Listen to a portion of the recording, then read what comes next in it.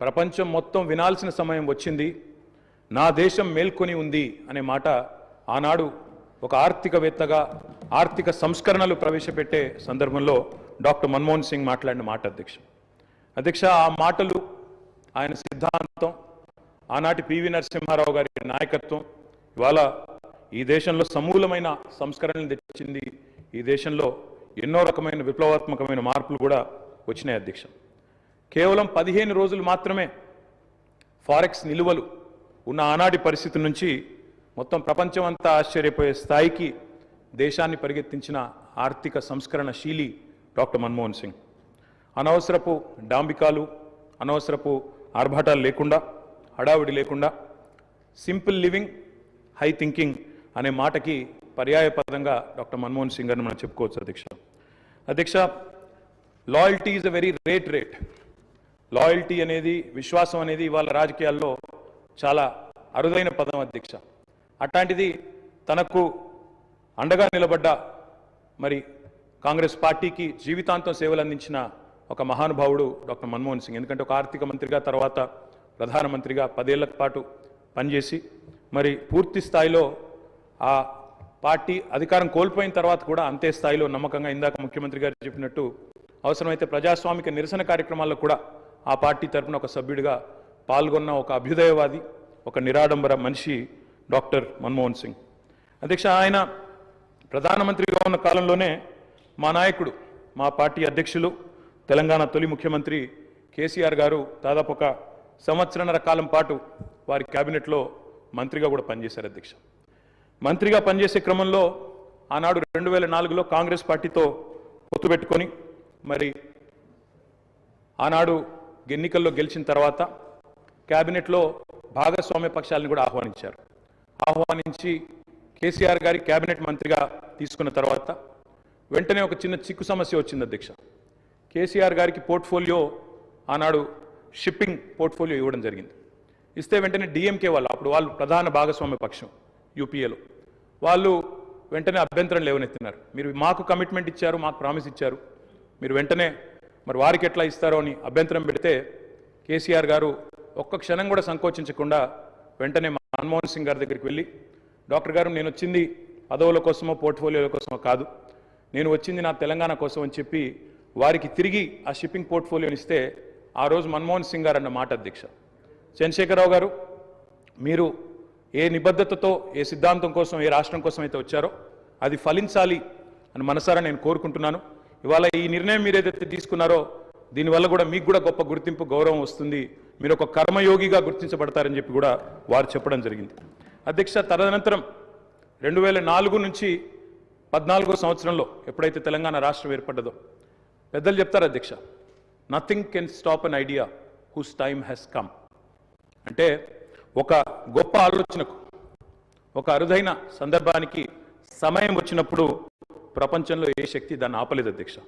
అట్లా మన్మోహన్ సింగ్ గారు కూడా నమ్మారు కాబట్టే ఆనాడు తెలంగాణ ఉద్యమంలో ఉన్న నిబద్ధత, తెలంగాణ ఉద్యమానికి ఉన్న బలం, తెలంగాణ ప్రజల యొక్క పోరాట స్ఫూర్తి ఇవన్నీ కూడా అర్థమైనాయి కాబట్టే 14లో ఆనాడు అనివార్య పరిస్థితుల్లో తెలంగాణ రాష్ట్ర ఏర్పాటు జరిగినప్పుడు అప్పుడు మన్మోహన్ సింగ్ గారి నాయకత్వంలో జరిగింది. తప్పకుండా మేమందరం కూడా దాన్ని మర్చిపోము అధ్యక్ష. ఒక్క మాట ఇవాళ గుర్తు చేసుకోవాల్సిన అవసరం ఉంది. మన్మోహన్ గారి నిబద్ధత గుర్తు చేసే సందర్భంలో సరిగ్గా ప్రధానమంత్రిగా వారు ఎన్నికైన తర్వాత 6 నెలలకి పెద్దలు మా పార్టీ అధ్యక్షులు కేసీఆర్ గారు ఆనాటి క్యాబినెట్ సహచరుడిగా వారికి ఒక ముఖ్యమైన డెలిగేషన్ నేను తీసుకొని వస్తున్నాను సార్, దయచేసి మాకు సమయం ఇవ్వండి అని అడిగినారు. ఇది నేను చెప్పేది మీరు పేపర్లో కూడా చూసుకోవచ్చు అధ్యక్ష. డిసెంబర్ 18, సరిగ్గా 20 సంవత్సరాల కిందట, డిసెంబర్ 18, 2004వ సంవత్సరం అధ్యక్ష టైం ఇచ్చారు ఆయన. ఇస్తే సార్ మాకు 5 నిమిషాలు కాదు, నేను ఒక ముఖ్యమైన బృందాన్ని తీసుకొస్తున్నా, ఆర్ కృష్ణయ్య గారు, అదేవిధంగా వకులాభరణం కృష్ణమోహన్ రావు గారు, ఇట్లా కొంతమంది మా దగ్గర బలహీన వర్గాల కోసం పనిచేసే నాయకులు ఉన్నారు, వారందరినీ తీసుకొని వస్తున్నాను, దయచేసి ఒక అర్ధగంట 45 నిమిషాలు సమయం ఇవ్వండి అన్నారు. అంటే మన్మోహన్ సింగ్ గారి గొప్పతనం ఏంటంటే అధ్యక్ష, సమస్య తీవ్రత తెలుసుకున్న తర్వాత ఓబీసీలకు అన్ని రాష్ట్రాల్లో మంత్రిత్వ శాఖలున్నాయి, కేంద్రంలో కూడా ఓబీసీ వెల్ఫేర్ మినిస్ట్రీ పెట్టాలి అని మన్మోహన్ సింగ్ గారి దగ్గరికి కేసీఆర్ గారు డిసెంబర్ 18, 2004 నాడు ఒక బృందాన్ని తీసుకొని వెళ్తే 45 నిమిషాల సమయం ఇచ్చిన ప్రధానమంత్రి గారు గంటన్నర సేపు వారితో గడిపినారు అధ్యక్ష. గంటన్నర సేపు మొత్తం విషయం అర్థం చేసుకోవడానికి, అధ్యయనం చేయడానికి గంటన్నర సేపు వారితో గడిపి తప్పకుండా నేను చూస్తాను అని చెప్పి వారు చెప్పిన మాట కూడా నేను గుర్తు చేస్తా ఉన్నా అధ్యక్ష. అధ్యక్ష, ఎన్నో అడ్డంకులు, ఎన్నో అభ్యంతరాలున్నా వాస్తవం మరి మన్మోహన్ సింగ్ గారు ప్రజాస్వామిక ఉద్యమాలకు అండగా నిలబడ్డారు. ఎన్నడూ కూడా ఆయన మరి ఎన్నడూ కూడా ఎన్ని ఒత్తిళ్లకు లోనైనా కూడా సంస్కరణల బాట నుంచి వెనుకకు తగ్గలేదు. We can call him the silent architect of modern India. ఆయనకు పేర్లు పెట్టారు అధ్యక్ష. మన్మోహన్ కాదు, ఈయన మౌనమోహన్ సింగ్ అన్నారు. ఇంకా రకరకాలుగా మాట్లాడారు. కానీ ఆయన పార్టీకి ఆయన పనిచేసుకుంటూ పోయినాడు. ఏమేం సంస్కరణలు దేవాలో తీసుకుంటూ వచ్చినారు. వారు తెచ్చిన సంస్కరణలు కూడా చాలా విప్లవాత్మకమైన సంస్కరణలు. ఇప్పుడే డిప్యూటీ సీఎం గారు కూడా చెప్పారు. తప్పకుండా చాలా సంస్కరణలు కూడా వారు తెచ్చారు. ఎంతమంది ఎన్ని రకాలుగా ఆయనను అవమానించే ప్రయత్నం చేసినా నిజంగా చెప్పాలంటే ఆకాశం స్థాయి తగ్గదు అధ్యక్ష. అవమానం చేస్తే ఆకాశం స్థాయి తగ్గదు. ఎన్ని నిందలు వేసినా మహోన్నతులు తొనకరు, బెనకరు. అటువంటి స్థితప్రజ్ఞతను మనం డాక్టర్ మన్మోహన్ సింగ్లో చూసాం. ఇవాళ మన్మోహన్ సింగ్ గారి గురించి మాట్లాడుకునేటప్పుడు తప్పకుండా మన తెలుగు బిడ్డ, మన తెలంగాణ బిడ్డ పివి గురించి కూడా మనం గుర్తు చేసుకోవాలి అధ్యక్ష.